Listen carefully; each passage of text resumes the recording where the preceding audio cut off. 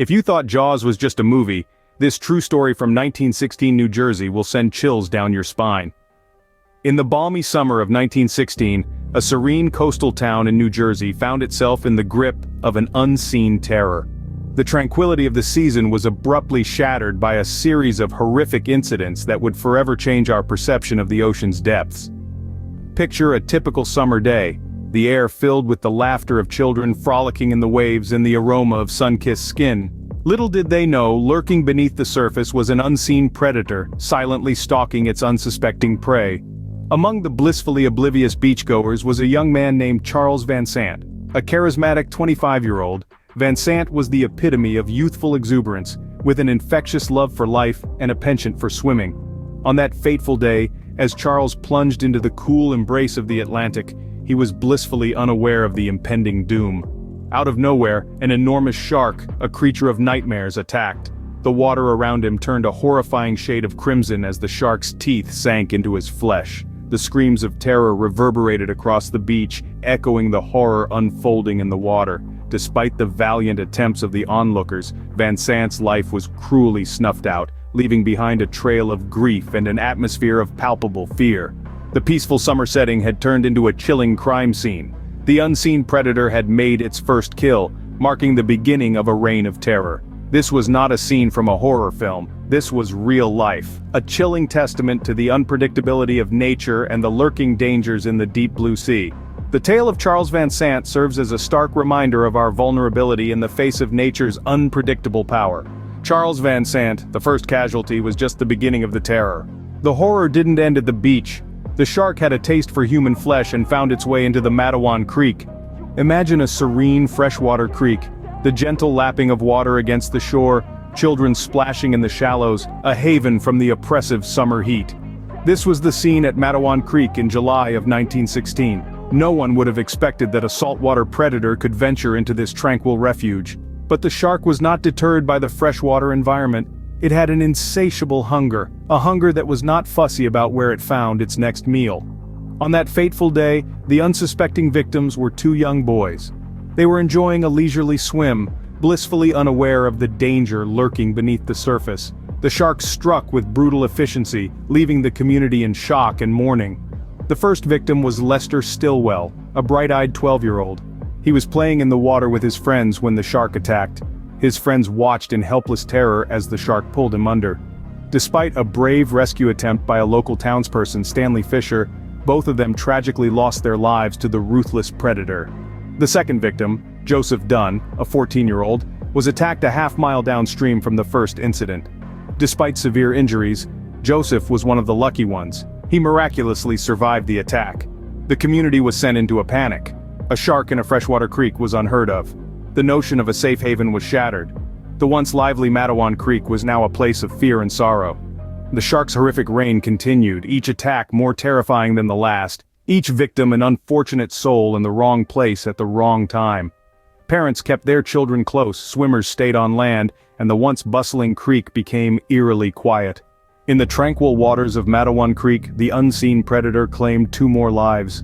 The terror of the attack sent shockwaves through the community, forever changing our perception of sharks.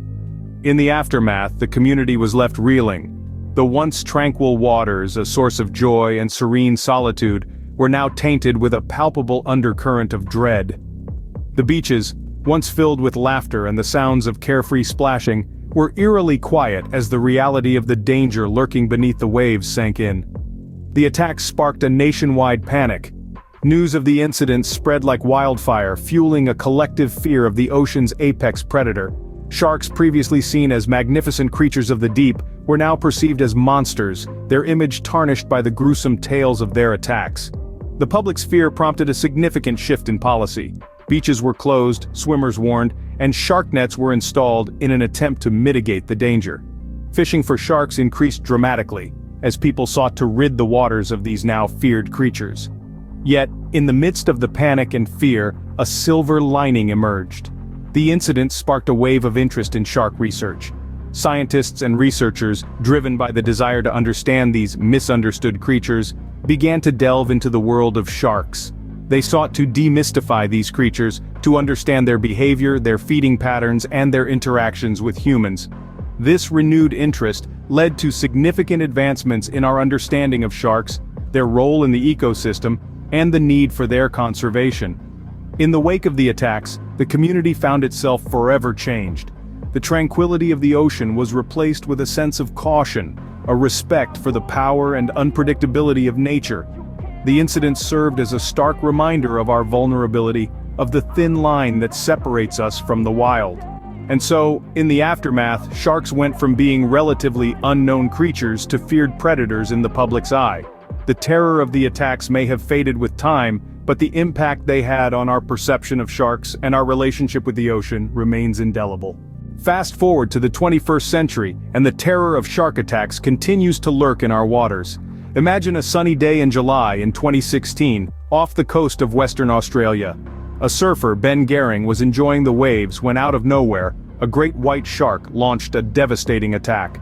Despite the efforts of fellow surfers, Ben was tragically lost, a stark reminder of the unpredictability of these oceanic predators. Just 2 years later, in 2018, the world was shocked by another horrific incident. This time, it was a young student snorkeling off the coast of the Bahamas. This idyllic paradise turned into a nightmare when a group of tiger sharks attacked, resulting in fatal injuries. This incident served as a chilling reminder that even the most serene waters can hide unseen dangers. But shark attacks are not always fatal, and survivors often bear physical and emotional scars from their encounters. In 2019, a California diver, Nick Wapner, was attacked by a great white off the coast of Montana de Oro State Park. He survived the ordeal, but not without significant injuries to his legs. His story is a testament to the incredible resilience of human beings when faced with such extreme circumstances. And while these stories may seem far removed from our everyday lives, they remind us that nature is unpredictable and often beyond our control. Despite our technological advancements, our understanding of these magnificent creatures is still limited. We can track their movements, study their behavior, but when it comes to a face-to-face encounter, the outcome remains uncertain. From the beaches of Australia to the warm waters of the Bahamas, from seasoned surfers to casual snorkelers, shark attacks are a reality that we cannot ignore. They are a stark reminder of the power and unpredictability of the ocean, a world that we share with these formidable predators. Despite advancements in technology and safety measures, the ocean remains a wild frontier. While the threat of shark attacks is real, it's important to remember that these incidents are rare. Each story we've shared today, from the unseen predator to the river monster, has underscored this harsh reality. We've journeyed through the aftermath of these attacks and looked at modern-day encounters, all painting a vivid picture of the risks and dangers lurking beneath the ocean's surface. But let's be clear, such incidents are the exception, not the rule. Sharks, like any other creature, are a vital part of our ecosystem.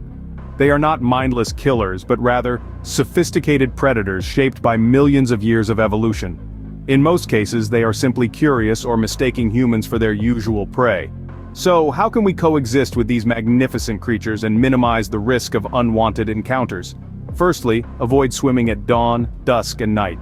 These are prime feeding times for sharks. Secondly, stay in groups. Sharks are more likely to approach a solitary individual than a large group. Thirdly, avoid swimming in areas where fishing activity is taking place. Bait and hooked fish can attract sharks. If you find yourself in the rare circumstance of a shark encounter, remember, don't panic.